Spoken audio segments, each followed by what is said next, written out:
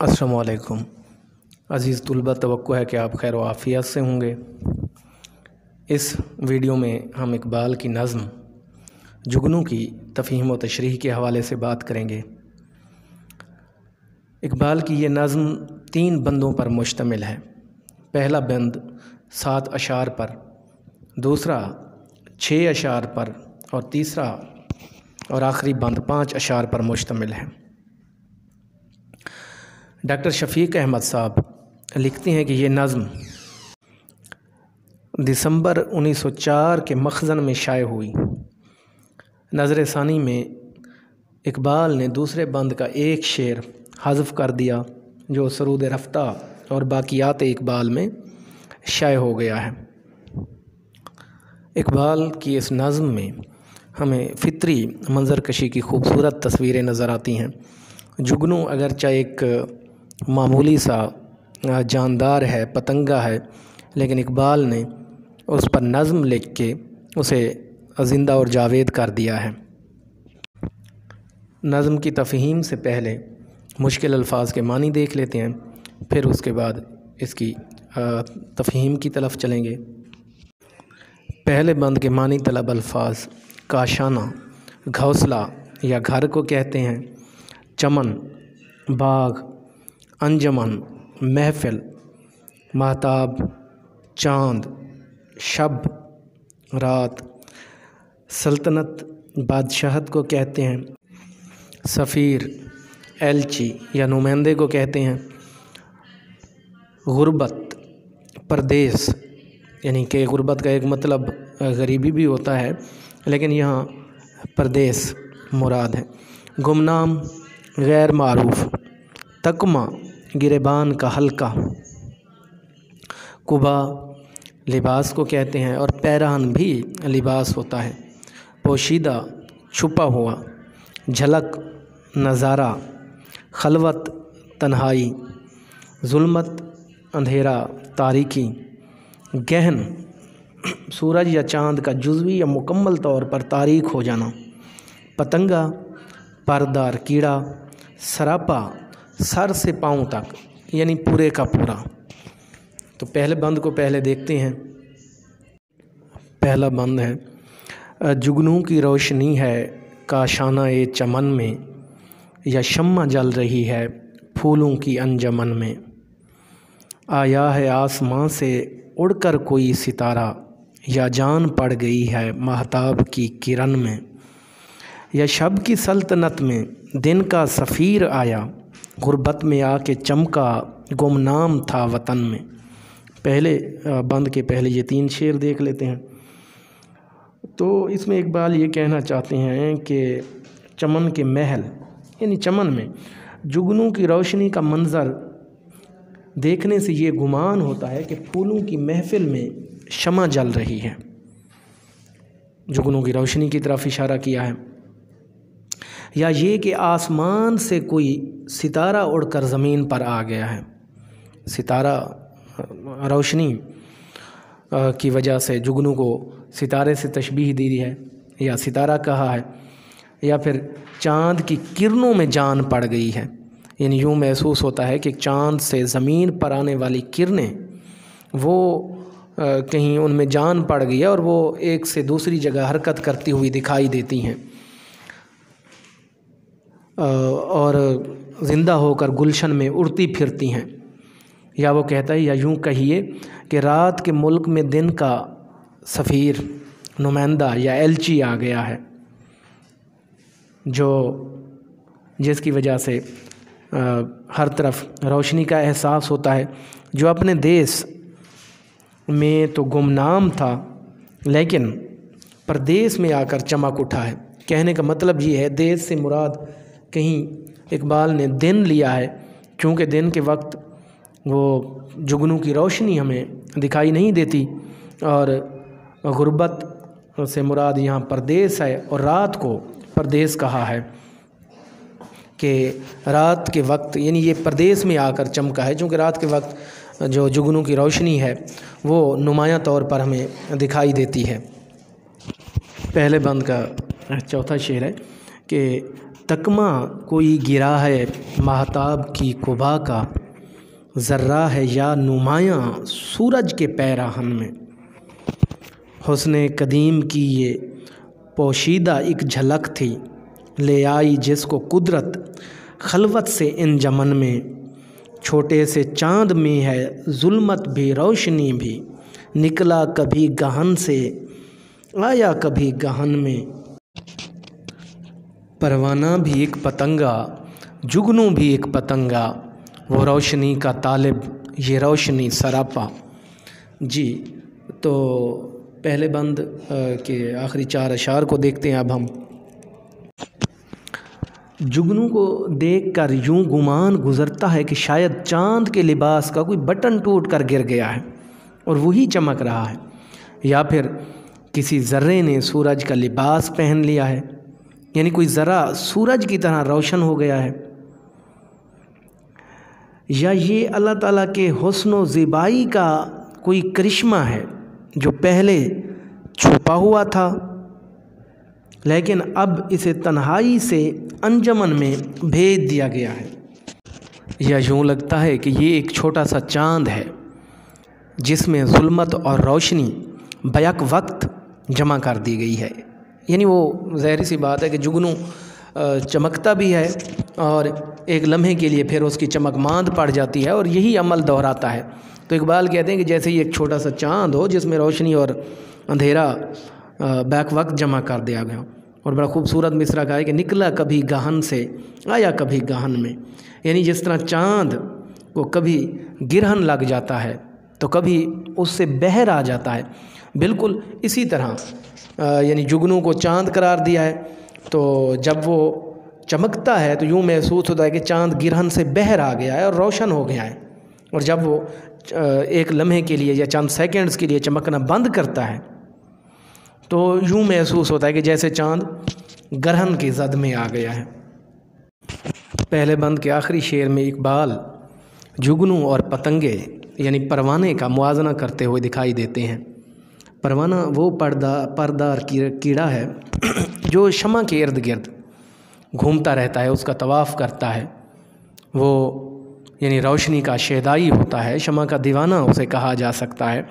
ان دونوں کے درمیان اقبال موازنہ کرتے ہوئے دکھائی دیتے ہیں کہ دونوں اگرچہ ایک پردار کیڑے ہیں لیکن ان میں فرق یہ ہے کہ جو پروانہ ہے، جو پتنگا ہے،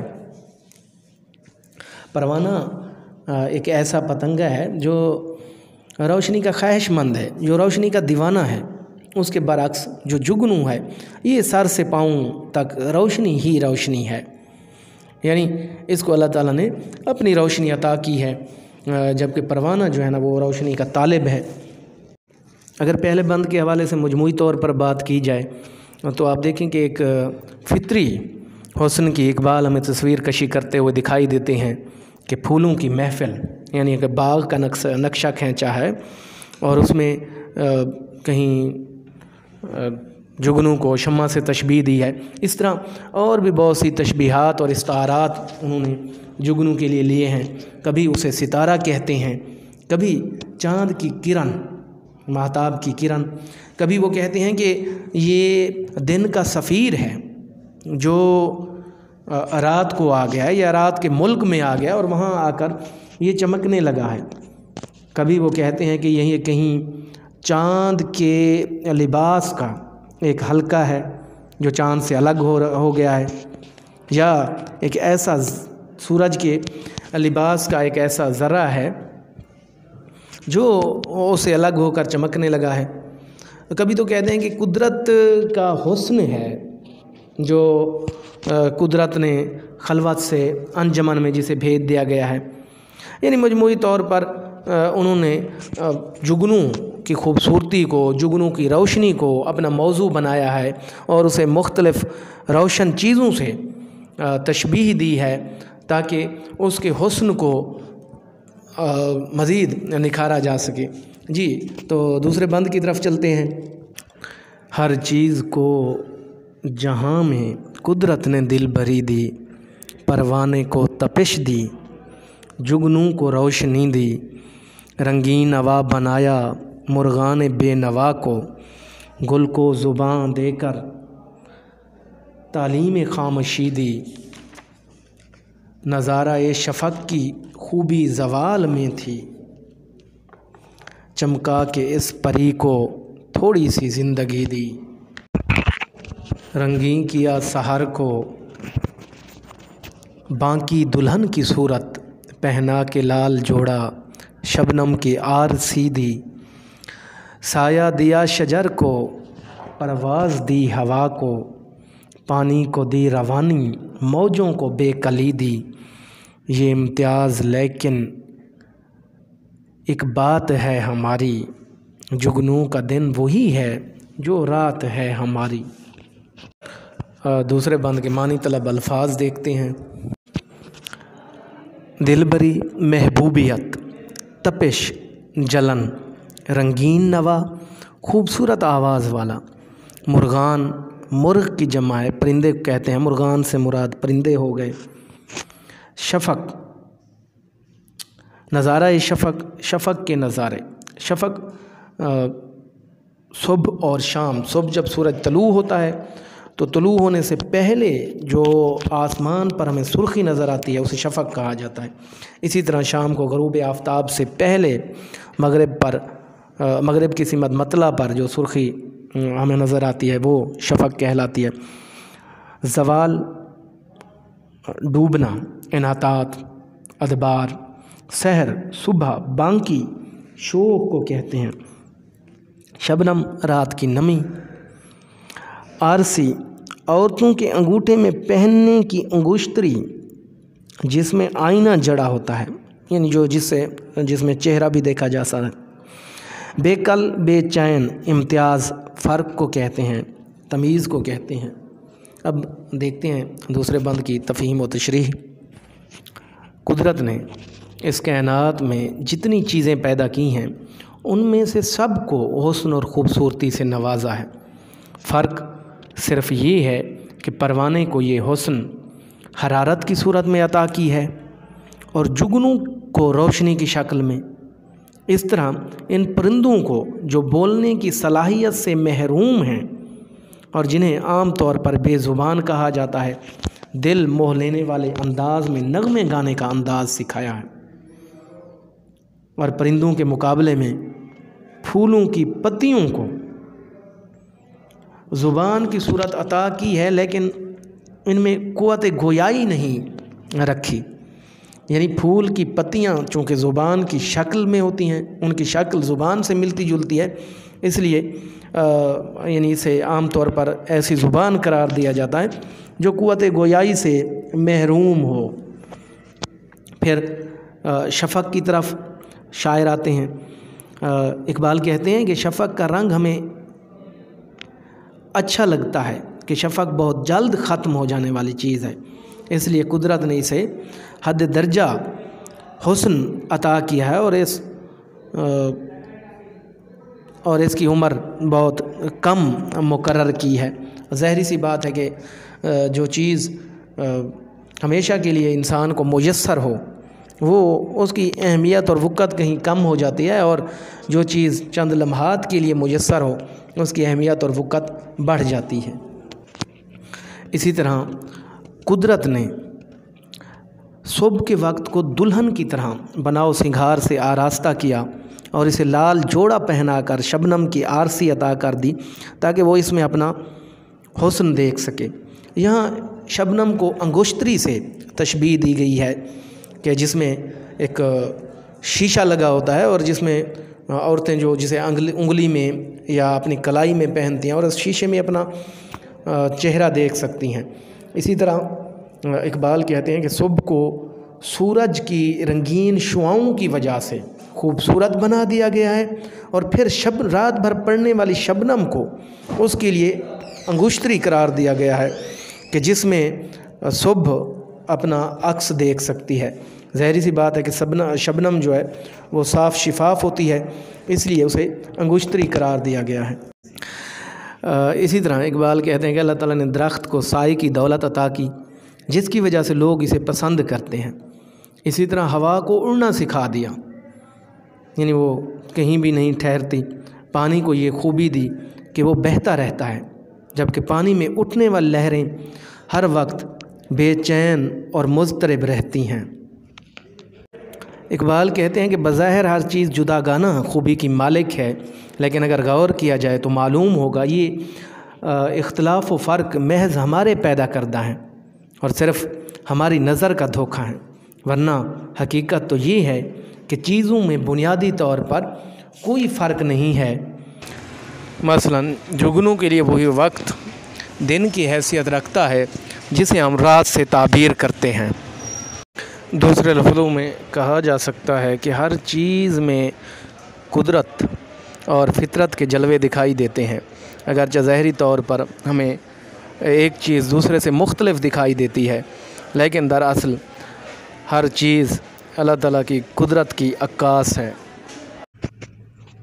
تیسرا بند ہے، حسن ازل کی پیدا ہر چیز میں جھلک ہے، انسان میں وہ سخن ہے، غنچے میں وہ چٹک ہے، یہ چاند آسماں کا شاعر کا دل ہے گویا، وہاں چاندنی ہے جو کچھ یا درد کی کسک ہے، انداز گفتگو نے دھوکے دیے ہیں ورنہ نغمہ ہے بوئے بلبل، بو پھول کی چہک ہے،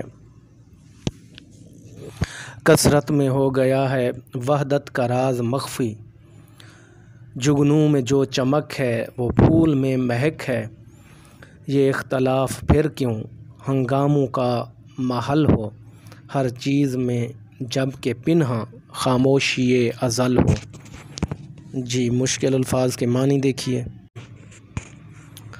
حسن ازل ہمیشہ رہنے والا حسن، کنایتاً اللہ تعالیٰ، سخن گفتگو شاعری کو کہتے ہیں، چٹک کلی کا کھل کر پھول بننا، کسک چبھن، نغمہ گیت، بوئے بلبل بلبل کی خوشبو، چہک پرندوں کی آواز، کثرت زیادتی کو کہتے ہیں، وحدت ایک ہونا، واحد ہونا، راز بھید مخفی چھپا ہوا، چمک آب و تاب روشنی، مہک خوشبو، بو اختلاف فرق، ہنگامہ غلغہ پاڑا، محل مناسب، پنہاں چھپا ہوا۔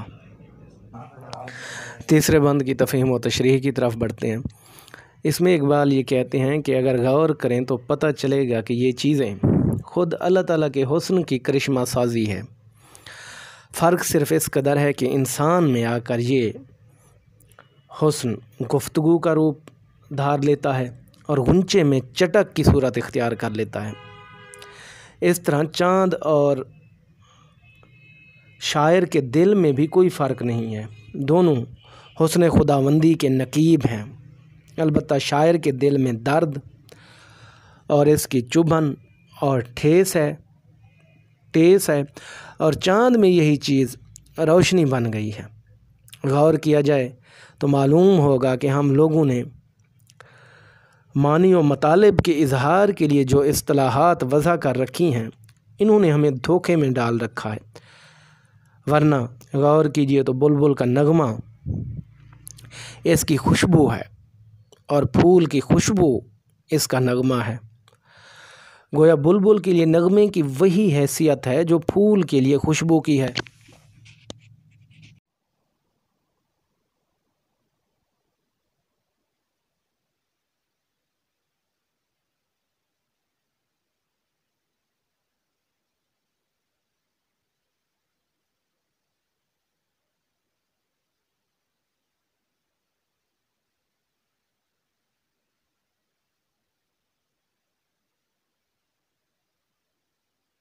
خود کو اپنا موضوع بنایا ہے۔ صوفیاء کے ہاں یہ فلسفہ ہے وحدت الوجود کا، جس کے آغاز کے متعلق کہا جاتا ہے کہ محی الدین ابن العربی نے اس کا آغاز کیا تھا۔ وحدت الوجود کے حامیوں کا یہ کہنا ہے کہ وجود صرف اللہ کا ہے اور کائنات، پوری کائنات اس کے وجود کا حصہ ہے، یعنی اس سے وجود سے الگ یا اس کے وجود سے ہٹ کر کوئی چیز بھی نہیں ہے۔ مختلف شعراء نے اپنی شاعری میں اس بات کا اظہار کیا ہے۔ خود اقبال کہتے ہیں کہ خدائے لم یزل کا دست قدرت تو، زباں تو ہے، یقین پیدا کرے غافل کہ مغلوب گماں تو ہے۔ اسی طرح درد کہہ اٹھتے ہیں کہ جگ میں آ کر ادھر ادھر دیکھا، تو ہی آیا نظر جدھر دیکھا۔ اور بھی مختلف شعراء نے یعنی وہ یہ کہتے ہیں کہ اس کائنات میں اللہ تعالیٰ کے سوا کوئی موجود نہیں ہے، اور اقبال بھی اس نظم میں یہی کہتے ہیں کہ مختلف چیزوں کے جو نمایاں اوصاف ہیں یا جن سے وہ چیزیں پہچانی جاتی ہیں، یہ دراصل خالق حقیقی کے حسن کا اظہار ہے۔ یعنی وہ مختلف چیزوں میں مختلف خصوصیات کا روپ دھار کر وہ حسن پوشیدہ ہو گیا ہے، اور ان چیزوں میں سے اپنے اظہار کے نظارے دکھاتا ہے یا جلوے دکھاتا ہے۔ مولانا ظفر علی خان کہتے ہیں، گواہی دے رہی ہے اس کی یکتائی پہ ذات اس کی، دوئی کے نقش سب جھوٹے ہیں، سچا ایک نام اس کا۔ اسی طرح امیر مینائی نے بھی اپنے شعر میں نظریہ وحدت الوجود کا اظہار ان خوبصورت الفاظ میں کیا ہے۔ نہیں تیرے سوا یہاں کوئی، میزباں تو ہے، مہماں تو ہے۔ الغرض وحدت الوجود کا جو تصور ہے یا نظریہ ہے وہ اردو شاعری میں ایک روایتی نظریہ ہے، اور مختلف شعراء نے اس نظریے پر اظہار خیال کیا ہے۔ اقبال کا کمال یہ ہے کہ اقبال نے مختلف فطرتی قدرتی چیزوں کو موضوع بنایا، اور ان کی جو خصوصیات ہیں جس کی وجہ سے وہ پہچانی جاتی ہیں، انہیں ان خصوصیات کو، ان خوبیوں کو حسن ازل کا نام دیا ہے، اللہ تعالیٰ کے حسن کا نام دیا ہے۔ یعنی نظریہ وحدت الوجود کو قدرتی چیزوں سے ملحق کر کے ملا کے ایک خوبصورت انداز میں پیش کیا ہے۔ اس کے ساتھ ہی اس ویڈیو کا اختتام ہوتا ہے۔ ملتے ہیں نیکسٹ ویڈیو کے ساتھ۔ اللہ حافظ۔